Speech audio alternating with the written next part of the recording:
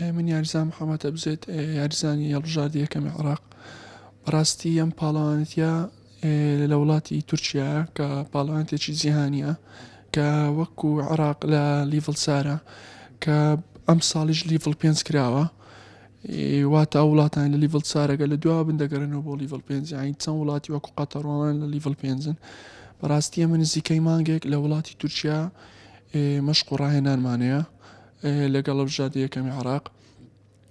ئێمە وەکو هەڵبژاردی یەکەمی عێراق مەشقەکە ماوەی چڕ کردبووە و ئیشاڵڵا لە وڵاتی تورکیا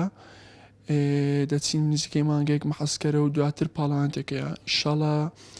ئەگە خوا عەمردا ئیشاڵڵا بەیانی سبەی بەرەو وڵاتی تورکیا بەڕێ دەکەوین کە دەستمە شاری بەغدا لێوێش لە فڕۆکەخانە بە تایە دەڕۆین بۆ تورکیا. بەڕاستی ئێمە وەکو هەڵبژاردەی عێراق هەڵبژاردی عێراق لەم پاڵەوانێتیە نەتیجەی باشێناوە با بڵێن توانین دەوری هەژ دەوری چار بەڵام باشترین نەتیجەکانی لەو 2 ساڵی ڕابردوو بووە کە 2021 و 2022 کە هەردوو ساڵ لەگەریان بووین هەرەو جەماعەتە بووین کە هەردوو ساڵ لە یاری کۆتایی دۆڕانمان یعنی بەڕاستی ئەگەر بمانتوانی بە لە یاری کۆتایی ببینەوە ئەنجین عێراق بەرەو لیڤڵ 3 دەڕۆی.